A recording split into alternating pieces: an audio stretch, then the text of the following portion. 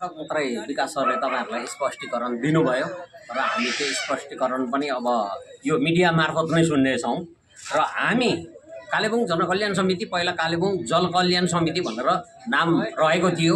पछिबाट हामीले देख्यौं कालेबुङ खाली पानीले मात्रै पीडित छैन, यहाँ त यति बेसी समस्या छ। कालेबुङ धस्किँदैछ, चर्किँदैछ। कालेबुङमा त्यो तल मेन लाइन 10 NH मा गएको भन्दा ठुलठुलो पहिरो कालेबुङमा जाँदैछ। कालेबुङ बिस्तारो उजाड हुँदै जाँदैछ र हामी पानीमा मात्रै सीमित छैनौं है। हेर्नुहोस्, हामी विभिन्न मुद्दामा जाँदैछौँ। तपाईहरुले देखिरहनु भएको छ PWD को बाटोमा हामी कुदेकै छौं। त्यो तपाईहरुले मिडिया मार्फत देख्न पाइरहनु भएको छ अनि यो लगातार रहन्छ। यस्तै हामीसित थुप्रो समस्या छ। कालेबुङमा समस्या नभएको कुनै ठाउँ छैन। तपाईहरुले यो बुझिराख्नुहोस् न, समस्या छ। यहाँ गाडी पार्किङको पनि समस्या छ। तपाईहरुलाई थाहा छ ठुलो गाडी लिएर त बजारमा आउनै हुँदैन, राख्ने ठाउँ छैन।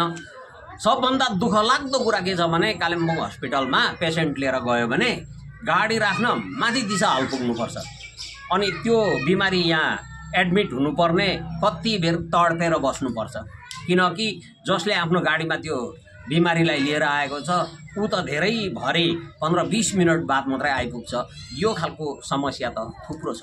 तपाईहरुलाई थाहा छ नि, अब बर्खा लाग्यो। यो बर्खाको सिजनमा हामीले सडक हो कि नाली चिन्दैनौं। जब पानी पर्छ त्यो सडक हो कि नाली हो थाहा हुँदैन र किन त्यो नाली त्यसरी भस्म भएको छ भन्दाखेरि पाइपको लाइन नालीमाथिबाट लगेको छ। यसरी ब्लक भएर कालेबुङको अवस्था हालत पतलै छ।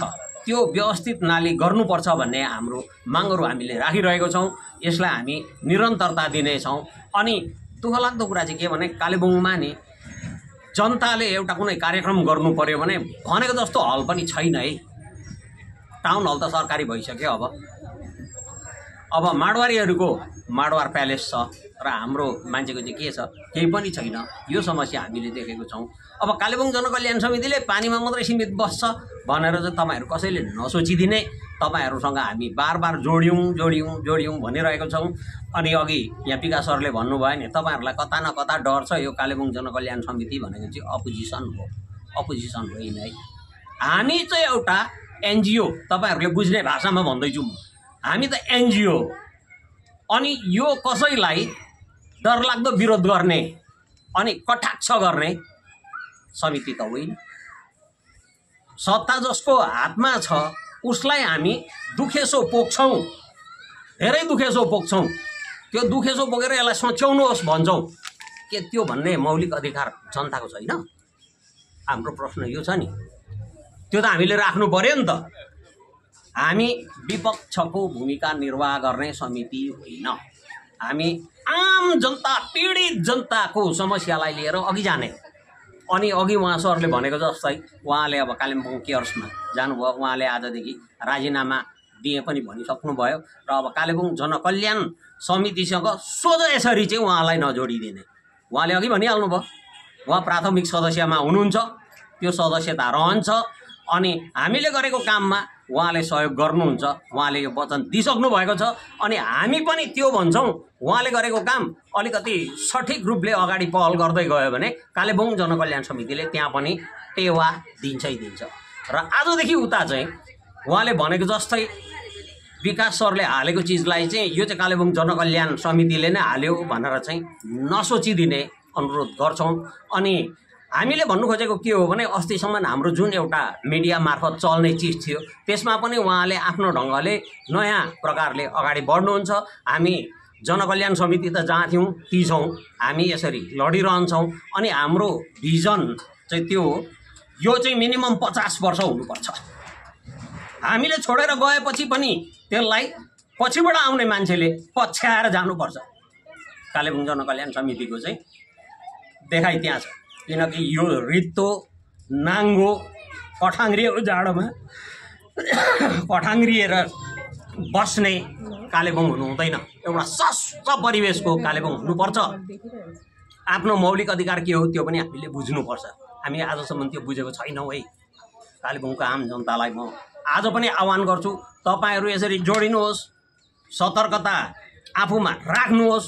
अनि हामी यहाँ एउटा भन्छौँ कि कोही व्यक्तिको पछि लागेर व्यक्तिगत पार्टी भन्छौँ नि, हामी व्यक्तिगत पार्टी भने पटक्कै होइन।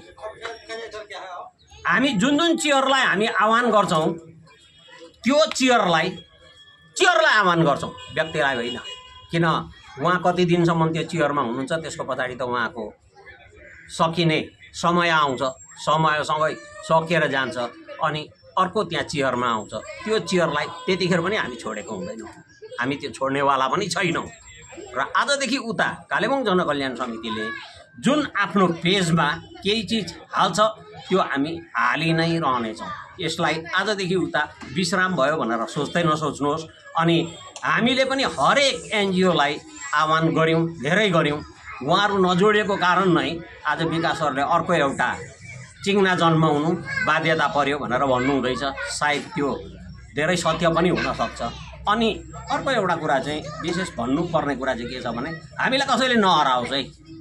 हामी देख्छौँ हामीलाई त्यो समस्या ल्याएर दियोस्, त्यो विषयमा हामी बोल्छौँ, तर यो गर भनेर चाहिँ कसैले पनि नहराओस्। किन हामी हराएको चिजलाई त्यति सजिलै त्यो दृष्टिबाट हेर्दैनौँ। हामी यो भित्र धेरै कुरा केलाउँछौँ, आएको समस्यालाई केलाउँछौँ, हेर्छौँ त्यो व्यक्तिको विचार के छ, त्यो विचारलाई हामी निर्केवल गर्छौँ।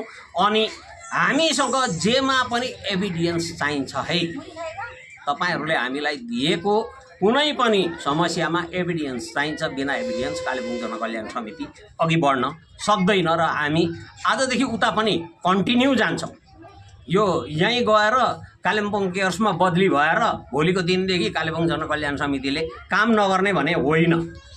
र हामी परस्परमा मिलाएर कार्य गर्छौँ।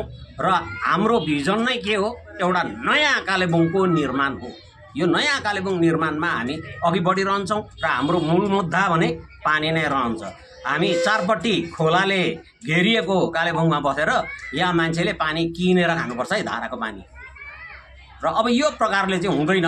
यसमा हामी अझै पनि धेरै तकनिकी रूपले पनि अघि बढ्छौँ। आजसम्म हामी लागि परिराखेको छौँ।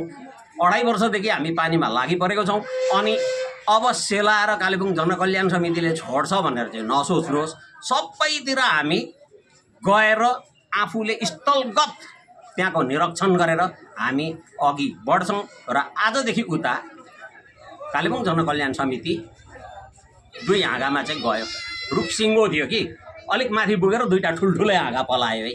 हेर्नुहोस्, यो ठुल्ठुलै हाँगा पलायो, एउटा कालिम्पोङ केयर्स भयो, एउटा कालेबुङ जनकल्याण समिति भयो। रुखले जसरी 2पट्टि हाँगा दिन्छ, यो समितिले पनि 2पट्टि हाँगा पलाएर गएको छ।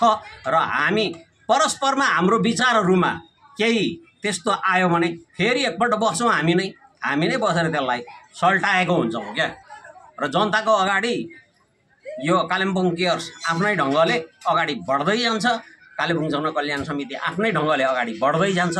तर पनि हामी दुईमा सामञ्जस्यता चाहिँ रहन्छ भन्ने कुरा म आज जनाउँदै आजदेखि उता आफ्नो आफ्नो ढङ्गले आफ्नो आफ्नो ठाउँबाट काम गर्दै जान्छौँ।